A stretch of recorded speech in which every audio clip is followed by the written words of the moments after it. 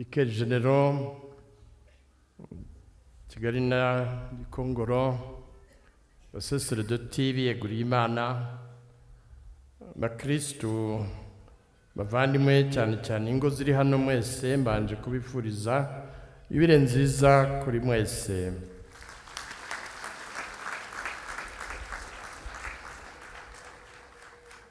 Muri uyu mwaka wa yubile y'imyaka 50 Archdiocese yacu, umuryango w'Imana Kigali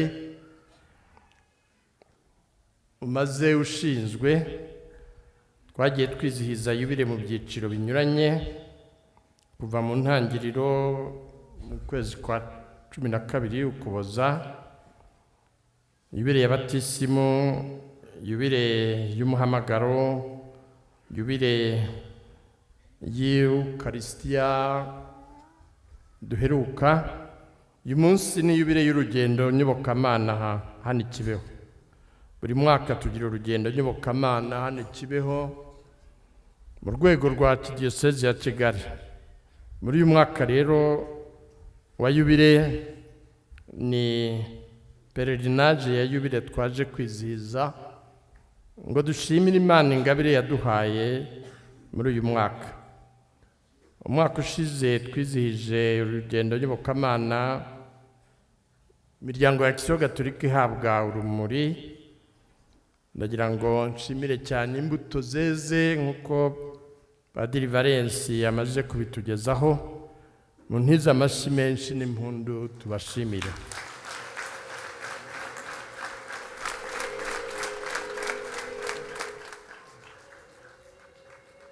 Ni imbuto zikomeye mu kubungabunga ubuzima bw'ukwemera muri diocese yacu. Ahangaha ndagira ngo nshimire cyane imiryango ya Kiliziya Gatolika by'umwihariko yita ku ikenurabushyo ry'umuryango, ikenurabushyo ry'ingo, kandi nsaba ngo ihabwe imbaraga kuko ingo zacu zirabikeneye ngo zibone uko zihura, zungurana ibitekerezo, zigirana inama ku bibazo n'imibanire yabo, uburere bw'abana no kwitagatifuza. Turagira ngo kandi uyu mwaka wa yubile uzasiga ingo zacu zubakitse, zihagaze neza. Murambisaba ngo imiryango remezo noneho na rwa rumuri ko rumanuka rukabageraho, ya miryango ya Kiliziya Gatolika nayo ibidufashemo. Komisiyo y'abarayiki by'umwihariko ni mwebwe bene ingo, mwite ku ngo muhereye ku ngo zanyu bwite.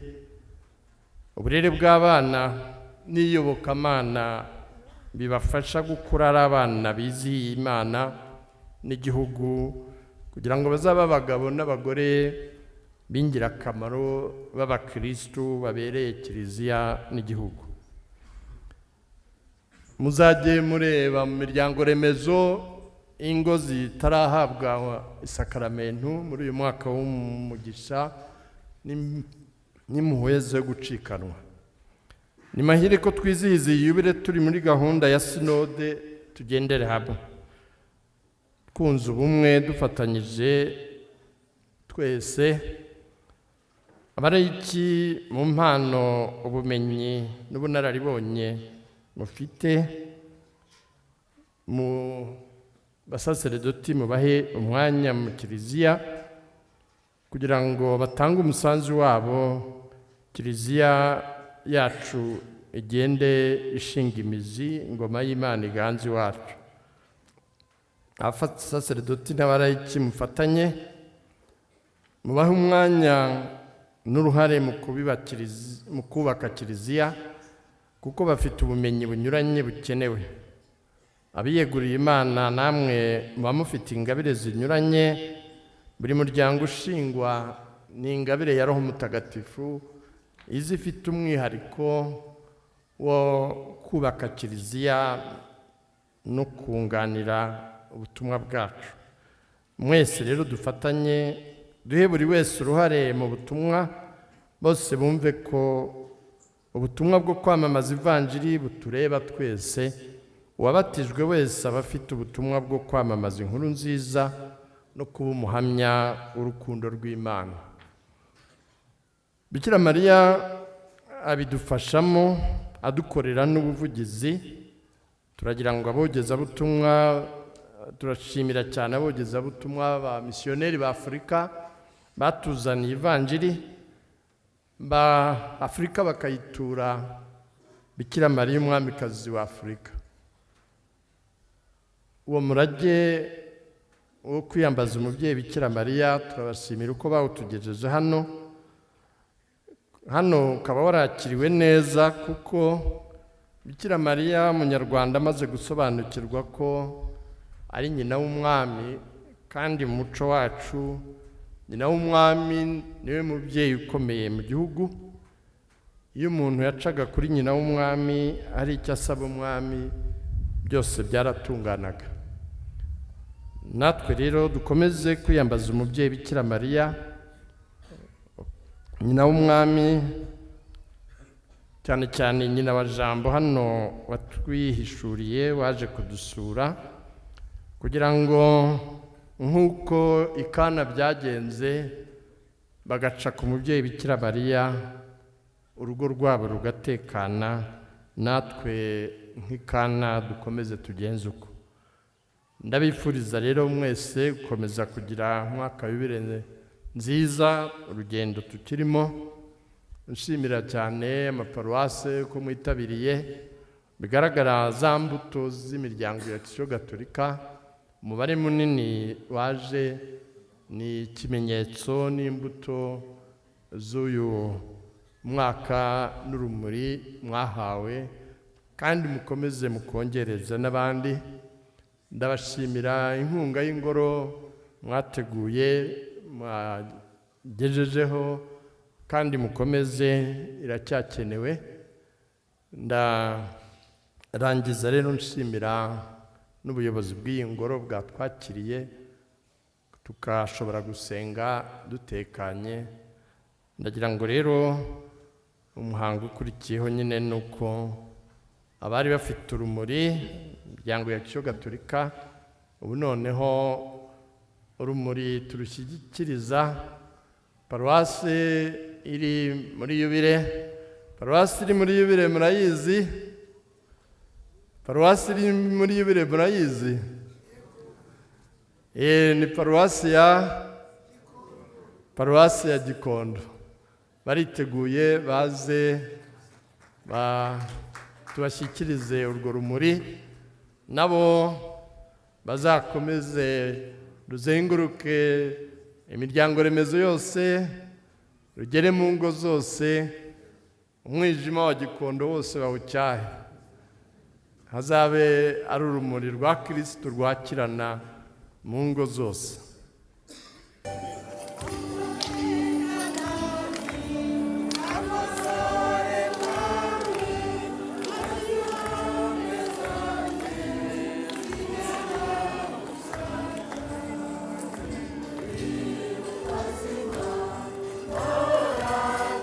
Murakoze, reka dukomeze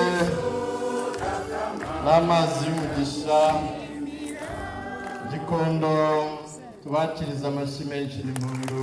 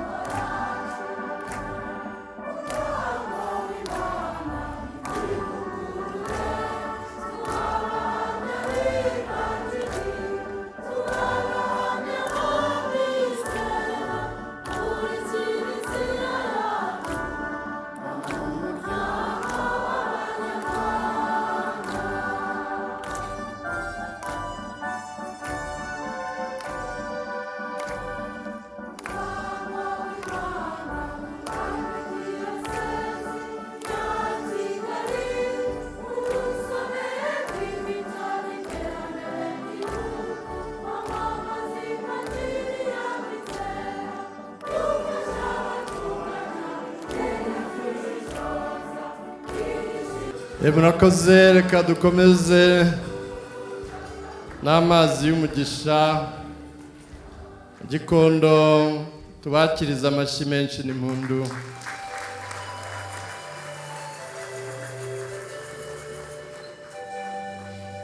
Gutera amazi y'umugisha hari imirongo yabugenewe aho umusaseredoti anyuze akabatera nta mpamvu yuko undi nawe agaruka kabiri gatatu kugira ngo ducunguze umwete. Igihe turagabana imirongo abamaze guterwa biraba bihagije, si ngombwa inshuro ebyiri kugira ngo dusoze. Hari benshi baturutse kure. Dusabe. Dawe soko y'ubuzima bwose n'ubutungane, uha abana amazi atanga ubugingo n'ubusukure, marurira umugisha wawe kuri aya mazi kugira ngo avugurure muri twe ingabire y'abatisimu twawe, kandi atubere ikimenyetso cy'umugisha wawe kubwa Yezu Kristo umwami wacu. Uragasingiza Nyagasani we soko y'imigisha yose, unezezwa n'ubuyoboke bw'abakwemera. Reba nimuwe abana bawe maze wumva amasengesho yacu, uye umugisha ibikoresho by'ubuyoboke bazanye, maze mu gihe babikoresha barusheho gusa na Yezu umwana wawe ukunda, we mubana mugategekana iteka ryose.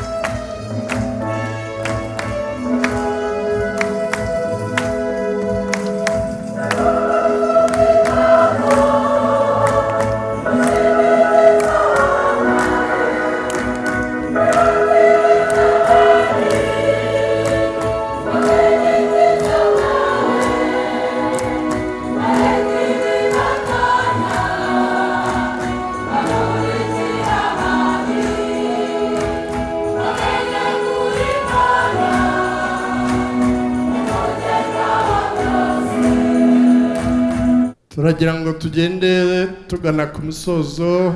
Mwabonye umwepiskopi turi kumwe hano na baperere baturutse kure cyane mu gihugu cya Zimbabwe. Ndagira ngo rero ndetse n'abasaseredoti bamuherekeje, the priests who came with the Bishop Paul from Zimbabwe, we ask you to stand up and go forward so that the pilgrims of Kibeho may greet you. Yona abapadiri bazanye na musenyeri na bari mukuza bavuye mu gihugu cya Zimbabwe, ni kure cyane kumanuka hepfo hafi ku mpera y'umugabane wa Afurika.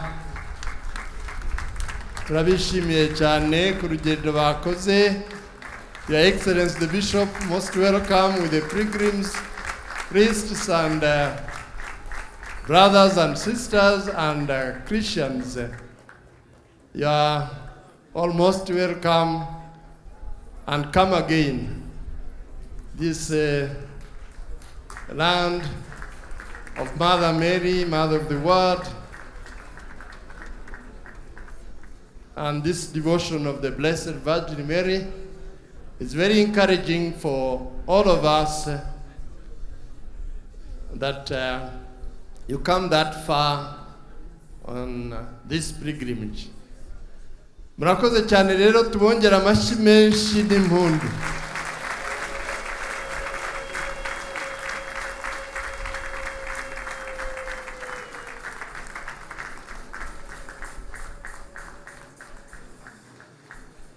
Murakoze cyane. Thanks so much, and we wish you a safe journey back with the blessing of Our Lady, Mother of the Word, and we see you again next time. Thank you. Muhaguruke rero twakire umugisha usoza. Nyagasani Yesu n'abane namwe.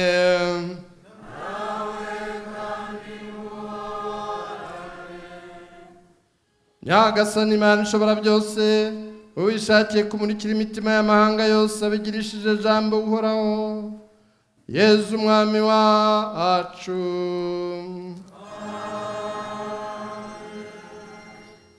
Nabo umugisha maze kuri uyu munsi aduha guhimbaza by'umwihariko umubyeyi Bikira Mariya, bafatanyije umurimo wo gukiza imisi, n'abagorera ibyishimo, amahoro n'urukundo rwa kivandimwe.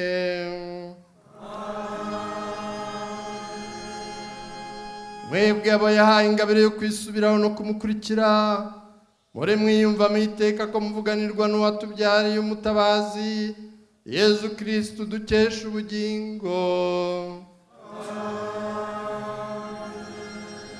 Ubwo mwazanye umutima wuje urukundo ngo muhimbaze uyu munsi mukuru wo gusingiza umubyeyi nyina wa Jambo, nabaye gutahana imigambi mishya n'amizero yo kuzasangira nawe ibyiza by'ijuru.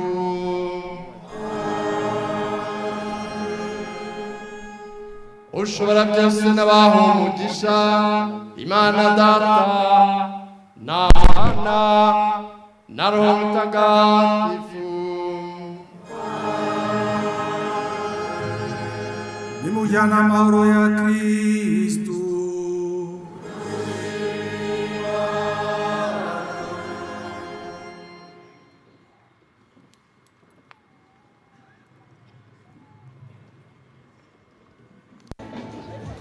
Bakristo inshuti rero mwadukurikiye, twabanye namwe hano i Kibeho, tugeze ku musozi w'igitambo cya misa. Igitambo cya misa cyabereye hano i Kibeho ku murwa wa Jambo i Kibeho, ahari imbaga y'abakristo baturutse mu diyoseze ya Kigali baje bashagaye umwepiskopi wabo. Uyu munsi rero akaba ari umunsi mukuru wihariye muri diyoseze ya Kigali, aho barimo kwizihiza yubile imyaka 50 diyoseze ya Kigali imaze ishinzwe.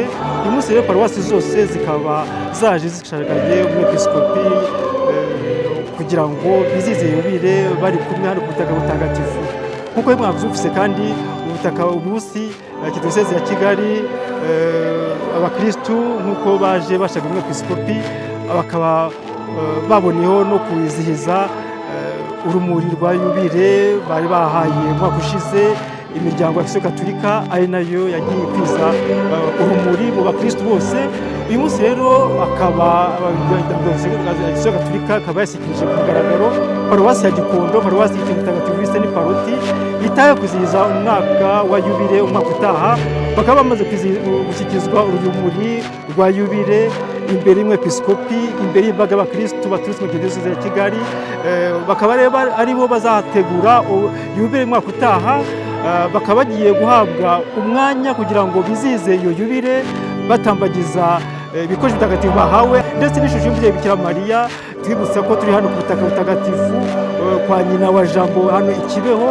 Bakaba abakristo ba Gikondo bagize aho gashya yuko hejuru y'urumuri bahawe bibutsa urumuri rw'abatisimu kandi rugomba kubamurikira muri urugendo rwa yubile, bongeye kuragiza umubyeyi Bikira Mariya nyina wa Jambo kugira ngo muri uru rugendo bakomezanye batwaze mu bukristo bwabo, mu kwemera kwabo barangamiwe n'umubyeyi Bikira Mariya, urugero mu kwemera aho yavuze yego isi yose igacungurwa. Paruwasi Gikondo rero nk'uko mwabibonye ukaba yahagarariwe na bamwe bakristo baje baserukiye abandi kugira ngo bakirwe urumuri, ariko mu izina ry'abakristo bose ari abaje hano i Kibeho, ari abasigaye Gikondo, bakaba bakirwa urumuri kugira ngo bitegure kwizihiza y'imyaka 50 paruwasi ya Gikondo imaze ishinzwe. Twibutse ko yashinzwe mu mwaka w'1987, ikaba yakurikiye diyosezi ya Kigali yashinzwe muri 1986 ibyawe na diyosezi ya Kabgayi. Numva rero ko ni byiza bije bikurikirana kuba uyu munsi turi mu byishimo bya yubile ya diyosezi ya Kigali. Umwaka utaha twaba tuzizihiza yubile y'imyaka 50 ya paruwasi ya Gikondo. Ibyo byose biratugaragariza ukuntu ukwemera kwagiye gukura mu mujyi wa Kigali, duhereye kuri diyosezi ya Kigali ndetse no mu nkengero zayo muri paruwasi ya Gikondo. Twifuje rero abakristo ba paruwasi ya Gikondo yubile nziza, muzagira yubile nziza, yubile y'imyaka 50 bamaze bahawe paruwasi nka paruwasi ya Gikondo. Barazikana iyo ntambwe yose ngo urugendo rwose bamaze bari nka paruwasi. Tuzirikana cyane abamisiyoneri ba Parotini bajagijwe paruwasi ya Gikondo mu myaka 76 na 7, ariko bakaba bageze Gikondo imyaka 75, aho icyo gihe byari bikomeye, bazirikana cyane ukuntu paruwasi ya Gikondo yari imeze icyo gihe ari icyaro mu duce twinshi twa Kigali, ariko uyu munsi akaba ari umujyi mu mijyi yagize umujyi wa Kigali. Tuboneye rero gukomeza kwifuriza abakristo cyane ba paruwasi ya Gikondo, abamisiyoneri batangije ubutumwa muri paruwasi ya Gikondo, abamisiyoneri ba Parotini bakoze cyane. Tuzirikana cyane imbaraga batanze, tuzirikana ukuntu bahagotse kugira ngo paruwasi ya Gikondo ihamye ishinga imizi. Uyu munsi paruwasi ya Gikondo ikaba imaze guhama koko, imaze gushinga imizi. Turebye aho yavuye, turebye inyubako yari ifite ya paruwasi, n'ubu ikaba imaze kugira paruwasi kiliziya nini, ku buryo abakristo bagiye baguka ndetse n'abakristo bagenda bakwa mu kwemera. Twese rero twifurije umunsi mwiza w'iyubile nziza paruwasi ya Gikondo n'abayigize bose, abahetse cyane cyane abamisiyoneri ba Parotini batangije ubutumwa. Tuzirikana abapadiri bose bakoze ubutumwa muri paruwasi ya Gikondo, tuzirikana abakristo bitanze mu gihe cya mbere, inama nkuru za paruwasi zagiye zisimburana, abapadiri bakuru bagiye basimburana kugeza kuri uyu munsi. Turifuriza ko iyi myaka 50 yaba koko intangiriro y'umuvuduko mu kwemera, umuvuduko mu bikorwa bigaragaza ko kwemera. Paul Mutagatifu uvuga ati nyereka ibikorwa byawe nkwereke aho bingejeje, kuko bikorwa ivanjiri itagira ibikorwa, urukundo utagira ibikorwa ntacyo waba umaze. Twese rero twifurije abakristo ba paruwasi ya Gikondo yubile nziza, kandi dushishikariza abakristo bose bahawe urumuri kuzagira ngo bazumve ko bari hamwe bamurikiwe na Kristo urumuri rw'amahanga. Hanyuma umubyeyi Bikira Mariya nyina wa Jambo azakomeze abafashe gutwaza muri icyo gikorwa cyo kwitegura yubile. Mukanya rero nkaba ndi kumwe n'umuvandimwe Arcade nagira ngo abanze abibwire, hanyuma tubone dukomeze kuganira. Nitwa Arcade Twungubumwe, ndi umukristo wa diyosezi ya Kigali, mbarizwa muri paruwasi ya Gihogwe, aba nkora mu biro bihuza ibikorwa by'ikenurabushyo. Kristo ukeneye ko tumurikira abandi, tuba umunyu w'isi, ko ibikorwa byacu bimuhamya, tukarwanya umwijima mu iwacu muri sosiyete, tukaba abahamya b'urumuri. Mushinzwe guhuza ibikorwa muri diyosezi ya Kigali, ubona gute igikorwa cyo gutegura cyo kwitabira yubile ya diyosezi ya Kigali n'ibikorwa byakiranze, ubona byataze izihe mbuto? Ni igikorwa gifite imbaraga. Yubile ifasha abakristo gushimira Imana, kuyishimira, kuyereka ibyo twagezeho, kuyisaba imbabazi ibyo twayicumuyeho. Ubwitabire ni bwiza, burashimishije, bugenda bukura, ndetse mu kwa 12 bizaba ari bicika rwose. Hano haruzuye, twateganyaga abantu 7,000, 200, ariko jye nageze kuzenguruka mbona abageze mu 8,000, kandi barishimye cyane, baranezerewe. Yewe nkora mu biro bihuza ibikorwa by'ikenurabushyo, ushinzwe guhuza ibikorwa by'ikenurabushyo ni Kardinali afatanyije n'igisonga cye. Ariko rero icyo nakubwira cyo nuko mu rugendo rushimishije, amaparuwasi yose abirimo neza, twafashe za komisiyo tuziha inshingano, imirimo irimo gukorwa, za yubile zirimo guhimbazwa. Ubu ngubu twahimbaje yubile y'abatisimu, turimo guhimbaza yubile y'ukarisitiya, vuba aha tuzahimbaza yubile y'ubusaserdoti, nyuma y'umuryango, ya karitasi, y'urubyiruko yarabaye. Mbega ni yubile nyinshi. Igihugu bimeze neza, barimo rwose. Hari amasantarari afunze, byari byabanje kuyahungabanya, ariko ubu ngubu urabona ko arimo kubyuka. Urabona izo yubile zose barazihimbaje, bakaziha icyumweru cyazo. Iyo umuhamagaro paruwasi ya Gihogo yagiye gusura ingo z'abihaye Imana, ingo nka 6 barishima cyane. Ubu izahimbaza y'ubusaserdoti, izahimbaza y'umuryango, uko ku rwego rwa diyoseze bikorwa no ku rwego rwa paruwasi birimo gukorwa, kandi bibyutsa umuryango. Bagiye kureba ukuntu bazera imbuto. Hari ingingo 8 biyemveje bumvikanyeho, bagiye kujya kureba mu miryango remezo uko birimo gukorwa. Noneho kwa 12 tuzavuga tuti ibi byarakunze, ibi ntibikunda, ibi biragenda. Reka rero tubifurize gukomeza kugira yubile nziza, mwaka mushya wo gutangira. Yubile tubufasha kureba inyuma intambwe ndende. Ubwo rero nawe mbonye yo kubifuriza yubile nziza. Nanjye rero mboneyeho nka paruwasi ya Gikondo kwishimira yinjiye muri yubile. Gikondo tuyifiteho urugero rwiza, cyane cyane mu miryango remezo, mu kubyutsa abakristu, mu gukorana n'abareki kw'abapadiri, mwibuzurije kiliziya nziza, mufite ishyaka mukomereza aho, ahubwo izindi paruwasi zizajya ziza kubigiraho. Ntabwo ari ukubaryarya, izindi paruwasi zizajya ziza kubigiraho, mukomerezaho. Murakoze cyane. Murakoze twese hamwe, Nyagasani aduhana umugisha. Murakoze.